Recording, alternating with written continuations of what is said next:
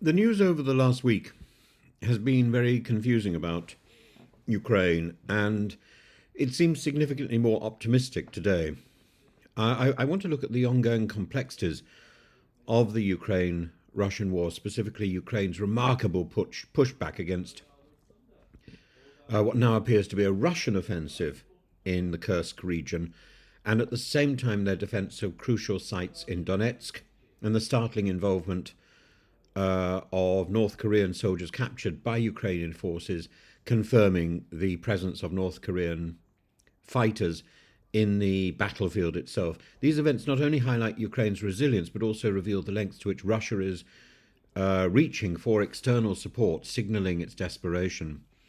And Ukraine's summer incursion into the Kursk region marked a significant turning point, and for the first time since World War II, a foreign power pushed ground forces into Russian territory, and this wasn't just symbolic, it was strategic. By holding ground in Kursk, Ukraine forced Russia to divert resources away from critical offensives in Donetsk and Zaporizhia.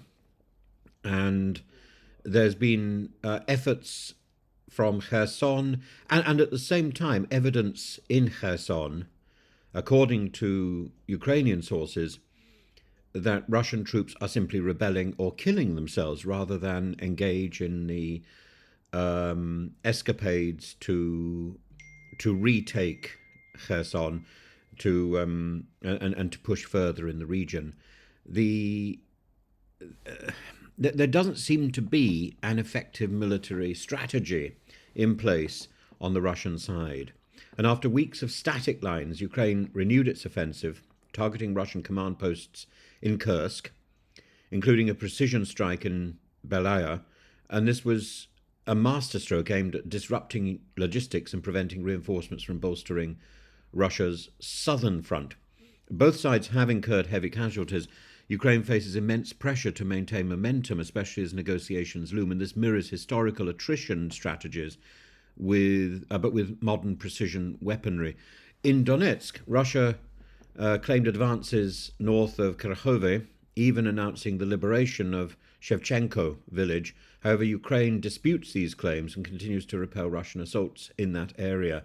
And the defense of Donetsk is critical to maintaining supply lines and preventing Russian breakthroughs into other oblasts. And Ukrainian forces have reported tactical success in neutralizing Russian small step advances, a tactic eerily reminiscent of Soviet-era strategies where the Russian advance tends to yield a 50% at least casualty rate. Russia's reliance on overwhelming artillery bombardments before infantry assaults underscores their resource-intensive approach, yet this is unsustainable, with Russia reportedly losing 8,000 to 10,000 soldiers weekly. The most surprising development is Ukraine's capture of 2 Korean soldiers in the Kursk region, and this raises serious questions about the depth of Russia's international alliances. The Ukrainian paratroopers and special forces apprehended 2 injured North Korean soldiers now receiving medical care in Kyiv, and North Korea reportedly deployed 11,000 troops to Kursk, and their presence demonstrates Pyongyang's direct involvement and escalation that further isolates Russia internationally.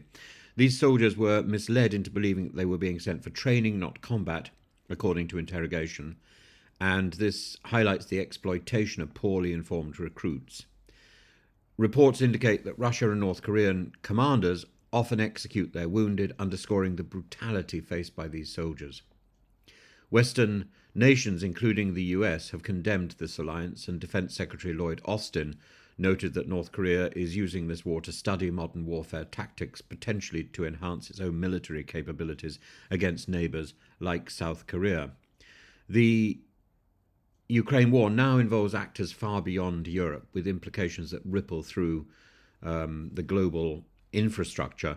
And Chancellor Olaf Scholz recently stressed the inviolability of borders. His remarks not only targeted Russia, but also served as a reminder of the Western commitment to international law, a stance increasingly relevant as Ukraine captures evidence of North Korean involvement.